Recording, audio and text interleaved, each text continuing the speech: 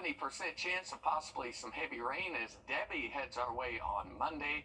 And then we gradually dry out and get back to normal for temperatures for the rest of the week. Thanks, Chris. In a major ruling, South Carolina's Supreme Court says the ways the state executes death row inmates are indeed constitutional. The decision upholds the three methods of execution allowed in South Carolina: lethal injection, the electric chair, and the firing squad. State House reporter Mary Green explains what comes next. South Carolina has not put an inmate to death in more than a decade. The nearly 100-page Supreme Court opinion released Wednesday could set the stage for executions to resume. We'll see what the court does, if they set execution dates or not, but that's going to be solely in the court's discretion. Or when they set execution dates. Right now, around 30 inmates in South Carolina are on death row. This lawsuit was brought by 4 of them, who are among a handful who have run out of appeals. They contended 2 methods of execution available in South Carolina. The firing squad and the electric chair are cruel, unusual, or corporal punishment prohibited under the state constitution. But in Wednesday's majority opinion, Justice John Few wrote a painless death is not guaranteed by the Constitution, and that the state gives inmates a choice in how to die, which is not unusual. A third method has also been on the books, lethal injection, but the state hadn't been able to obtain the drugs needed to carry it out since its batch expired about a decade ago. In the time since this legal challenge started, South Carolina's legislature enacted a law that has allowed the Department of Corrections to obtain lethal injection drugs without publicly disclosing how and from whom it got them. Corrections Director Brian Sterling told reporters shortly after Wednesday's ruling came down that the state is now able to carry out all 3 methods of execution as soon as it gets a death warrant from the Supreme Court. The death penalty in all its forms is the epitome of cruel and unusual punishment. It is a physical punishment as well as a psychological one. In a statement, Governor Henry McMaster affirmed his agreement with the decision, saying it's, quote, another step in ensuring that lawful sentences can be duly enforced and the families and loved ones of the victims receive the closure and justice they have long awaited. Meanwhile, attorneys representing the death row inmates say they're disappointed and are now evaluating the next steps in the litigation and remain committed to advocating for the protection of their clients' rights. This ruling does not mean executions will automatically resume. The plaintiff inmates now have 15 days to petition the court for a rehearing, and they can also seek to lift the stay of the cases currently pending in federal court. Reporting Columbia, I'm Mary Green. It's unclear when the Supreme Court could send an order of execution to carry out executions for those death row inmates who have exhausted their appeals. That depends on what action the plaintiff inmates choose to take, as well as potential legal challenges that could still come. And also sweeping investigations inside South Carolina prisons leading to multiple state grand jury indictments for public corruption, drug dealing, and contraband. At least 10 of the accused had bond hearings so far this week. The cases come from alleged criminal activity at 4 state correctional institutions. Those charged ranging from civilian correctional officers with no criminal history to convicted killers. When you swear an oath to the state of South Carolina to be a corrections officer or work in the Department of Corrections, and you start working with the contraband trade, you have broken that trust with the citizens of South Carolina, and you should be held accountable.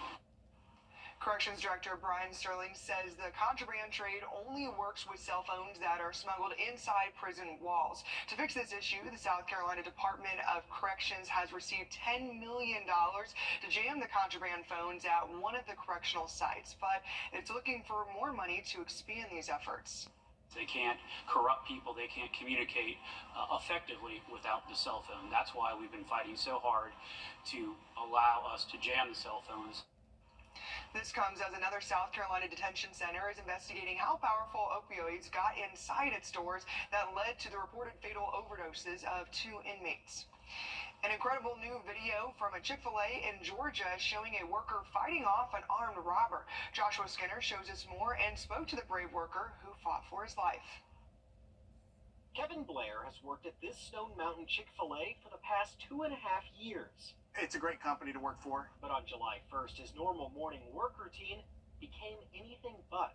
He broke in at 4:24 a.m. Gwinnett County Police allege this man, 51-year-old Tommy Lee Williams, used a rock to break into the store through a drive-through window. And I'm staring at the barrel of a gun. Blair says Williams demanded he open the store safe, which Blair does not have access to.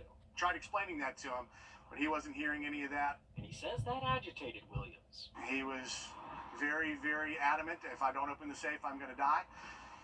Well, if you're going to shoot me, I'm not going to make it easy. That's where the newly released security footage captures the incident of what police say is Williams and Blair walking through the break room to the computer room, where Blair begins to fight back. We're trading blows. I'm hitting him, he's hitting me, he's throwing knees. I'm doing a lot of blocking, but my main focus was on that pistol, keeping that pistol pointed away from me. Blair manages to knock the pistol away, and the fight continues. The robber eventually collects his gun and runs away. Blair's calculated move paid off. The only thing really that was going through my mind is I want to see my kids. I'm going to do whatever I can to make sure that I walk away from this situation and am not carted off. Williams was arrested and charged with numerous offenses, including armed robbery, aggravated assault, kidnapping, and second-degree burglary. Blair has not returned to work since the event, and he's still processing the experience. But he has processed at least one part of the ordeal. The decision to fight saved his life. Either way, I think that the situation was best played out the way that it did play out, because I'm here talking to you today, and he's behind bars. Definitely a very brave and heroic act by that man. But sticking in Georgia this week, a surprise audit of election equipment in Georgia shows the Peach State is ready for the presidential election. Secretary of State Brad High today, enough sunshine to get us into the lower 90s. Car wash forecast for the next few days really not looking good. Rain chances are going to be on the high side at least through Monday. Tropical depression number 4 has formed and could contribute to those rain chances. We'll have the latest on that in the full forecast coming up. Thanks, Chris. And every day we inch closer to ending the years-long construction project for the new Savannah River bridges and a wider interstate. Back in May, we told you construction was entering its final stretch. So where does work stand now? Your Holly Turner checked in with GDOT for a better timeline on when it's expected to be wrapped up. Well, Richard, now it's looking like this fall. I was out with GDOT crews earlier to give you a closer look at where this massive road project stands, and they're setting their eyes on a new finish line. We've been driving in the RC for nearly 5 years, but GDOT says it's the price we pay for progress. Construction is hard. They're doing this under live traffic. It'd be great if we could just close everything down and get it built quickly and weather was perfect every day, but that's not how it is in the field. But sometimes delays do happen. Everything's not always sunny. The project has faced every delay, starting with COVID and supply chain issues to weather and recently some contract penalties. Things have gone on a little bit longer than we would have liked it, but there are mechanisms in the contract that we work with that contract partner to hold them accountable through financial penalties. So that's currently being assessed, and there's ongoing negotiations to finalize that process. Despite the unplanned delays, GDOT says they're still within the original $73 million budget. We've also been able to deliver some new infrastructure through some of the stage shifts we've done the last 2 years. So all the major bridge work is complete, both in the Augusta Canal and the Savannah River. All the concrete and the medium barrier wall is complete on the Georgia side. And our sights are set on the finish line. Majority of the focus these next 2 months, we hope to get everything done, is on the South Carolina side, finalizing that medium barrier and also the roadway. So that is the big push the next few weeks to get all 3 lanes open to traffic in both directions.